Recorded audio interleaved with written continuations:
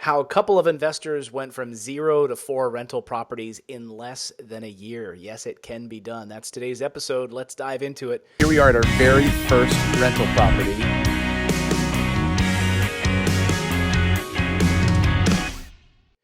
Hey everyone, I'm Clayton Morris. Welcome into the Investing in Real Estate show. And freedom fighters out there, I'm excited about today's show because the folks that we have on the show have literally done exactly what I preach here every week on the show, which is take action, become real estate investors, put fear behind them, and figure out all kinds of creative ways to take action. So I couldn't be prouder to welcome my guests on the show. If you're new to the show, this is a show about passive income and building that cash flow and spending more time with your family. I don't care about real estate. It's 4 walls and a roof.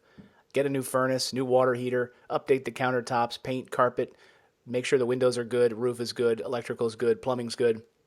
Place a tenant in that property. It's not going to win any Southern style home design awards in a magazine. It's boring, it's not flashy, it's passive income, and it's the number one way to build wealth. It's real estate investing. And that's what we talk about here on the show. My 2 guests today have 4 rental properties now. They're about to pick up a few more. We're going to help them take even a greater step. I love these case study episodes. You can sort of walk us through your fears and the things that really have crept up. My guests today are Shania and Jabari McLennan, and they are a couple.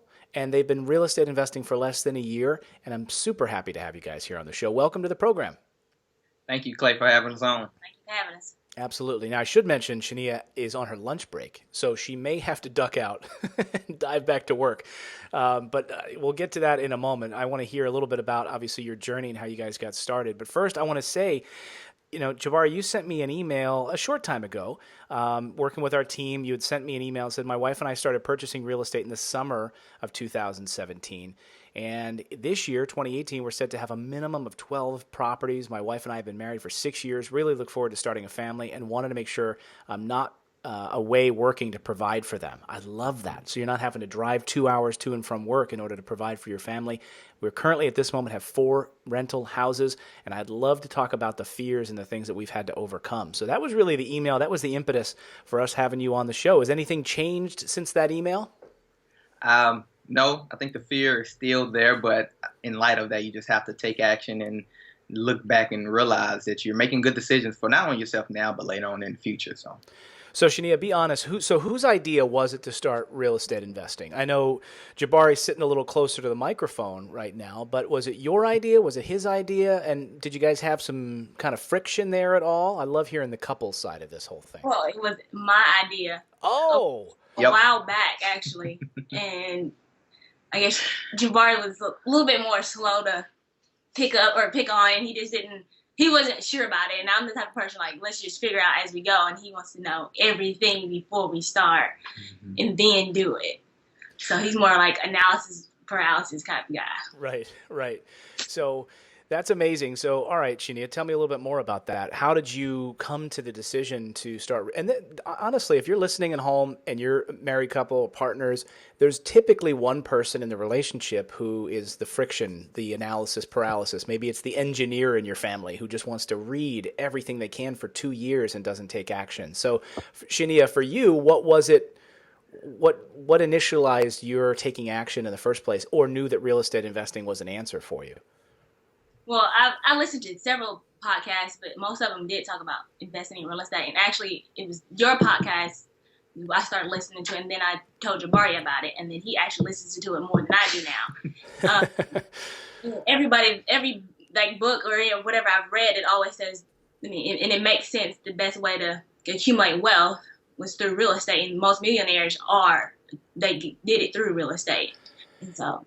And you guys have taken action. You have these 4 properties. Do you see now, Jabari, like a light at the end of that tunnel? Because at the beginning it's scary, right? Do you see now you have this plan in place? You want to start a family where you can be around playing soccer in the backyard with your little girl, your little boy, right? You can be there for them. Yes, absolutely. I mean, at the end of last year in December, I look back and I just kind of, as we all do, reflect from the year, and I talk with my wife. I'm just like, I'm so glad that we actually did go forward and purchase these properties, because it's for me and having a mentality of always have to work to provide. And although I work more mentally than physically to acquire those properties. It was a relief as you sit back and like, wow, this is actually paying off. So yeah, I can see the results from it, and I can just see the award that's going to come later down the line as we continue to move forward. So talk a little bit about that fear that you had in the beginning. What did that fear look like? It sounds like, that Shania was, I don't know how you overcame that fear. Both of you talk about it a little bit. Was it a struggle, or did you, when you were sitting there wrestling with the numbers, or you were sitting there thinking about, well, look, I've got a 401k, or I've got this cushy salary, maybe this is not for me. What were some of the things that were running through your mind? Well, Clay, started from the beginning. Me and my wife were two former college athletes. So we came out of college not having any debt. And we picked up on principle from Dave Ramsey, all debt is bad. So that's kind of the mindset that I moved forward with, pretty much raising our family. And when we first got married, my mentor, who is in real estate now, he gave me a book by Robert Kiyosaki, Who Took My Money. And he said, you should read this. This is pretty much what started. This is what allowed me to start off and start and get to the point where I'm at. And I read it and I was just like, totally like, no, that's dumb. I wouldn't ever do that. Why would I take a mortgage out on my house and just all this? But I just kept reading because he told me to. But everything that I read, it was just against the core value that I was pretty much instilling, just getting out of college. So, and when we got to that point where I was like, okay, we have to do something, because what we're doing is I'm going to be tired and I'm going to just pretty much never see you. We'll never see each other. And I would say, Clay, it was never a time when I said I was 100% ready to, fear was gone. It still is here today. But I realized after a while, after continuing reading a cash flow quadrant, I've been a big guy wanting to start my own business. I just realized and look back and say, well, people who were really successful in life took more risks than to try to take little risks. And that's really a reality I had to come to grips with. And I will always have that, take action in my mind. At the end of the podcast, I would say, take action. I'm like, okay, I'm going to do it. We're going to do it. We're going to go for it. So that's just really been something. It's just kind of that mental battle, just going through the lies that fear tell you. And really, to be honest with you, none of the things really ever came true that we thought it was going to come true. Isn't that always how it is, though? Fear is what? False evidence appearing real, that it never actually exists. It never really is there. We make up all of these stories, dating, right? I mean, you think, oh, this person didn't call me back.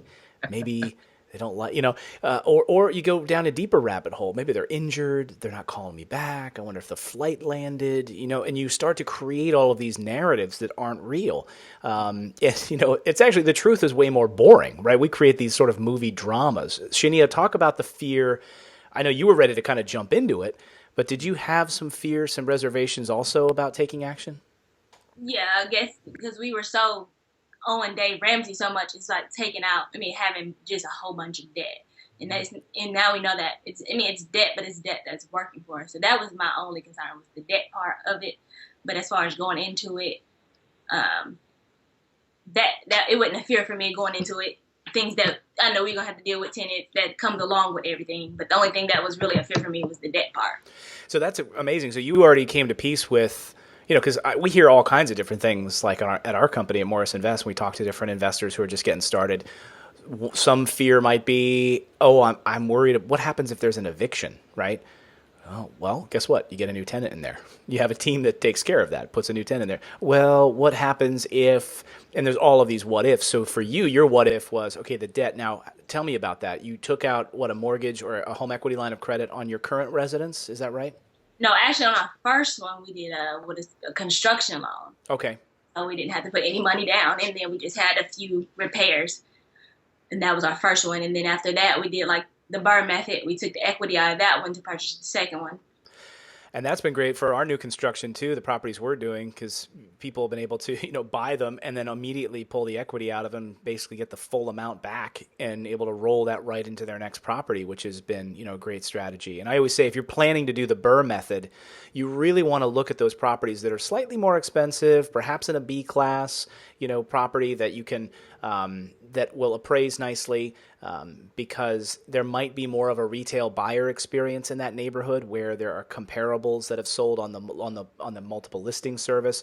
A lot of the problems people get run into when they buy a $40,000 or even a $50,000, no, I mean, mostly $40,000 home, which make up the bulk of my portfolio, is that a lot of those are sold off market. So there's no multiple listing service.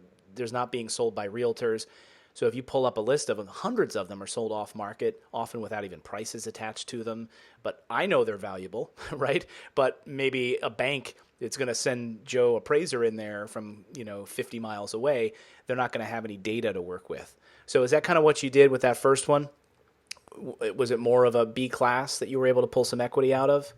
I think it was a combination of B and C class. It's actually located to downtown where we live. And so that was one of the reasons we really were attracted to that, because they are really working to improve the downtown area. So we're thinking, hey, well, why don't we find something in this area? Because people who move to this town is always going to want to be close to the downtown area. Right. So that was one of the reasons that we chose that as our first house. Yeah, that's my favorite. And so our new construction they're B, but they're in C neighborhoods, right? So you're able to build next to, and plus you're getting that development of downtown, and so that's a really smart strategy that you guys employed. So I love that. And I want to talk a little bit about strategy going forward. So you mentioned kind of refinancing some of these that you've been able to pull more equity out of, which is great. Where do you see yourself going over the next 2 years to get to that number of properties that you mentioned in your email to me? You wanted to get to 12 properties, right, in the next year? Yes, absolutely. So part of it is going to be us just pretty much making sure that we're structuring each loan that we have and be able to use that BRRRR method to roll it into the next property that we do purchase. And a little bit pretty much at the beginning is us just setting aside maybe some little funds to make sure that we can cover maybe a down payment of 10-15% because we have a great relationship with some of the local banks that we made here recently. So that's kind of been the method we've used, and just making sure that we're managing our money and making sure that we are staying open to the next property, not just settling on what we have, but just always having a game plan for the next one. That's great. So having that next game plan to roll. I want to talk about some of your debt structure right now. What are you looking at? I know Shania, this was your big fear thing, was the debt piece of this. So describe for me, what does the return on investment look like on your first one? What is the debt that you're carrying on that first one? And describe the other three in a snowball process for me. So the first one, the cash flow we got from it, it wasn't great. And I look back at it now, and I think we could have did a little stuff different, but it was our first one. Mm-hmm. So that one with that construction loan. But it's great. You learned. You did it yourself. You got this. You did it in your own backyard. You took action on it, which is great. So it's a great learning curve lesson for you. And maybe the cash flow is not great, but the appreciation and equity play is good. Yeah. So don't be too hard on yourself on the cash flow. I did the same thing with my first one. So I'm sorry I interrupted you. No, that's fine. But I think that was a little bit higher. I can't remember the exact numbers. So the equity on that one, it wasn't much. It was like 2 to 3, and then we learned it was like 2 to 3,000. And so we learned, actually, I believe I was our third house. We finally got it. I said, okay, let's purchase this property. And actually, we didn't use our money. I was reading one of the Robert Kiyosaki books, and he said, well, learn how to use other people's money to be able to use their down payment. So what we did, we actually got a line of credit we had open that we just said, hey, we need to use this. And we actually put it down 10% on this one house that we purchased. It was funny. This house was pretty much on the market for 2 days. And I pretty much left work. I said, look, we need to get this house. It's pretty much in a great market. It's pretty much everything is done to it. I said, we have to purchase it. So I could not focus because I was going back and forth with the negotiating.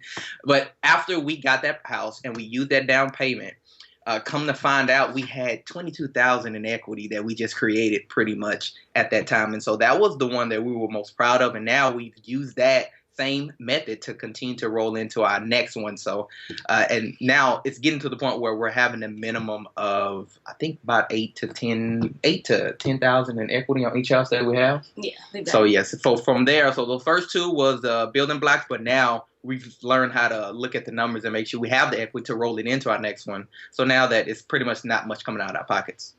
Talk a little bit about the structure. It's very exciting, and Jabari, you've been like a dog with a bone. I know how that feels. You're like, I'm on it. I can't even focus on anything else right now. I got to get after this property. It's for, I mean, I'm the same way. My wife's like, all right, let's do it. So the real estate part can be exciting. I like to say that it's not that exciting because it's just, four walls and a roof. But once you start to see that cash flow from those first few properties, it's very exciting. But then there's so much more complexity that needs to go into making sure you're building legacy for your family, right? The LLCs, your entity structure, your taxes, all of those things. I want you guys to talk a little bit about that. So have you started taking those sort of advanced ninja strategies that we talk about here on the show and start putting some of those pieces in place? Yes. Yes, we have two. We actually have two LLCs. So because we only put, I think our first 4 is under the first LLC, and then for the next 2 that we're about to close on is under our new LLC. So before we started, we created an LLC. Great. And then have you set up like a holding company yet that those LLCs report up to? Not yet. No, not yet. Yeah. So we're constantly learning. So that'll be something we want to make sure we understand and move forward. And my advice to you would be, get with a lawyer company. I can send you stuff. We'll put it in the show notes for this episode. There's a company that we recommend that you work with, but they do great stuff. So there's any law firm that can do trusts or set up these entities properly, you need to work with them so that they can report and talk to each other. Because if you set up a holding company LLC, it might be taxed as an S corp, et cetera, but it needs to be able to talk to those individual LLCs that hold your properties the right way. You can't just hope that they're talking to each other, Sure. There's a pass through. So the cash is just passing through those LLCs to your holding company. It adds an extra layer of liability protection, against something that unfortunately might happen. Which also brings up the next question. What about insurance? How'd you guys set that up? We use our local real estate insurance. Local insurance that we have with our car, automobile. We sat down and talked with him, and we said, hey, well, we need to make sure that we have the proper insurance for our rental properties. And they said, okay, great. So this is we've sat down with him each time. Do you have anything? No. Okay. So we sat with them each time and just make sure that we had the right coverage. And I believe the coverage that they said to have is on the value of the house. So that's what we will have on each property so far at this point.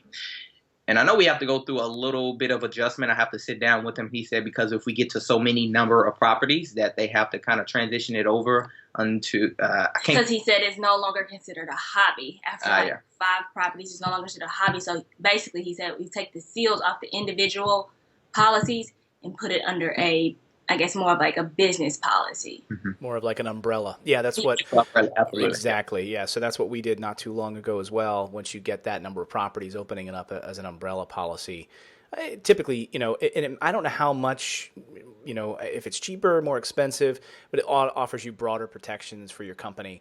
And then I think that your main holding company LLC would hold that umbrella insurance policy. See, again, it's passive income. But there's a lot of work, right? So you guys are experiencing this right now that, yes, you're creating passive income and cash flow, but you've got some legwork to do, right? You don't just get to sit back and be lazy and just, Right. watch Netflix every day. Mm-hmm. Yeah, that's very true. I mean, me and my wife, I just turned 30 and my wife is 28, turning on 29. So we're young enough we're okay with doing a little of the legwork, but we know later on down the line, we want to turn it into a little bit less work for us. So we're okay with, getting some of the mistakes in right now, failing so that we can understand as we make a transition to maybe bring somebody in to make sure that they're overseeing this, that we understand the ins and outs and the terminology that goes along with what needs to be done, what don't need to be done. Therefore, it's no question or no errors in the future. That's great. So what's next for you? I know funding. You're going to be looking at some different avenues for funding. And you mentioned before in the pre-interview, you mentioned Fund and Grow. Mm-hmm. Yes. So right now we are speaking with Fund and Grow, and we're actually talking to Glenn with your team and making sure that we can get everything set up with Fund and Grow first. And then from there, go ahead and get with Glenn and finding property. So I'm excited to figure out what exactly we would get approved within that 20 to 30 day process with Fund and Grow, so that we can know how to move forward and get it with Glenn and your company. So that is really one of our goals, and mainly because me and my wife has been doing a lot of, hands-on work with some of the property here in town, which is fine for us. But now as we start learning and we understand, like, if this way that we can implement or buy into another system that works and Right. that we don't have to do as much work, then let's learn more about that so that we can make sure we are constantly not just overworking ourselves. Yeah, the fund and grow process, and I would recommend, because we've teamed up with them so that our people that listen to our show and who work with us, I think they've raised over 20 million now for our clients for our company, which is amazing to me. They sent me the list. I literally looked through the list of clients we have, and I said, "Holy smokes!" And the number was over 20 million. But we've partnered with them, so you'd save $500, and I think it's a few thousand to set up, but they give you $500 off if you go through our website to do it. And then they spend some time. You can even talk about this process a little bit, but if you just go to morrisinvest.com/funding, you just sign up that little form. You'll save $500 off, like your sign up fee, and they only charge you if they get you money. So I know for Natalie and I think I got us like 170,000 to work with, to purchase properties with, using 0% cards. It's very creative how they do it. So 0% interest. And then after a year, obviously you'd want to structure it so you're able to pay that back, and then the interest would adjust after that. But that's the idea, is you'd buy something like, a new construction property or something that you can pull money out of, the equity is there, and you pay it right back, and now you've got a property free and clear. So take me through that process a little bit. When you talked to the folks from Fund and Grow, what did that look like? What did they tell you? What was sort of the initial consult that you had with them? They were, I forget the young lady name, but they were very friendly. They were very friendly, answered all my questions, did not make me feel like, oh, they were pressuring me like, right now you have to do something. No, they just make sure, hey, if you have any questions, reach out to us. Here go some interviews and explain more of the process, because I was on the phone with them, my wife wasn't, so we got the email. And they just pretty much, I had a question more about the refinancing, after we purchased the property later down the line. And she did everything she could possibly do to try to answer that question. She put me on hold, and then she actually forwarded me back to Glenn, and where Glenn said, hey, you need to go and watch the BRRRR method for Clay, because that will explain a little bit more of the process that you're actually going to be doing later down the line, which helped us get together and now really understand. So now we're just trying to figure out later down the line who will we partner with to do that refinancing. That's great. Yeah, so we've got a video on our YouTube channel on the BRRRR method. It's me in a winter coat is the thumbnail, because it looks like you're freezing. So the idea is buy, renovate, refinance, rinse and repeat, basically, repeating the whole process over and over again. So you're pulling that equity back out again. But you need to make sure you're getting properties that can do that, that you can actually pull that equity out of. So a B class, or B and C, as we talked about earlier in the show. So yeah, that's great. That's how, Fund and Grow is able to do that. And it's such a killer strategy to be able to do that and pull that money back out and utilize that and roll that into your next property. So I'm curious to hear how that will all work for you. They have a number of different strategies that they let you pull the money out of. I think they use a gold strategy. They use a number of different strategies to get you the cash in your account, and then you can roll that into real estate. So, we've had a lot of people that have done great things with them. So, it's one of those things that came around a few years ago. I said, this can't possibly work. It sounds like that's too good to be true. Wait a minute, I can get 0% business credit cards that I can borrow, I can take money out of, purchase real estate with, and then pay it back, and then no one gets hurt in the process. It's pretty cool. Yeah. It's something that it's hard to wrap your head around, because I think for us particularly, like, if you do something, you want to know the results immediately, and, and you always used to having your hands on, but it's just like, no, you actually are allowing someone else who understand it much better and can do it better, because they have team, like they said, that help negotiate to help you get the max amount. And it's a pretty fun process from everything I read up on it. So I'm really looking forward to moving forward and taking action on that and figuring out what how much we actually get approved for. Well, I love it. And you're already taking action. You've done some great stuff. Jabari, thank you so much, and continued luck to you. And we'll be happy to help you. And the whole team here is happy to help you as well. And thanks to all of you for subscribing and downloading. Please share this with someone else that you think could use financial intelligence in your life. Now go out there, take action, become a real estate investor. We believe it's the #1 way to build wealth. We'll see you next time, everyone.